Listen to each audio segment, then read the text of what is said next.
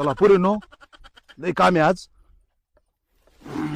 वैशू काय हो बाप्पा? तू दीदी पेरू खुरपा लय गावात झाले, लोक नाव ठेवते. आणि रुपालीन मी काय करतो, कांदे लावतो रो. होय दीदी, काय ग वैशू? आज तर पप्पा नवीनच दुकान काढले. अगं पेरू खुरपायचा पण कस काय खुरपायचा? अगं बाई, माझं तर डोकंच बंद झाले. पप्पा रोज एक एक नवीन काम सांगतात, मला तर काहीच समजत नाही. अगं तुम्ही एवढं मोठं झाले, तुम्हाला काही कामच येत नाही का अजून? अगं आई, आता तूच राहिली का सांगायची तेवढी? आम्हाला काम करू करूच मारता ना तुम्ही. अगं पेरू तर खुरपायचे आहेत, एवढं अवघड काम आहे काय ती?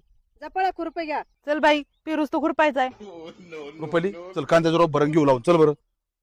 अरे रुपाली, काय हो? अरे ते पुढे तिथंच बसल्यात अजून, कधी खुरपायचे पेरू त्या? बघून या बरं. बघावंच लागल. अर्धा तास झाले आपलं लावायचं झालं, एक सारा दुसऱ्या साऱ्याला लागलो.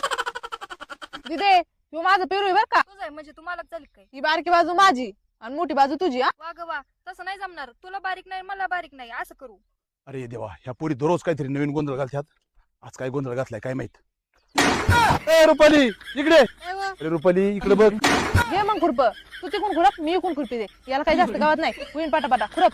अगं बाया, पोरीने तर फार वाटोळ केलंय. तुमच्या बापाने केलं होतं कसं काम? ओ पप्पा, काय चुकलं काय? अरे तुमचं नाही चुकलं बाळांनो काही, त्या सगळी पेरूची चूक आहे की त्याला गवत नाही उगवलं. आता तुम्ही चांगलं खुरपला असतं.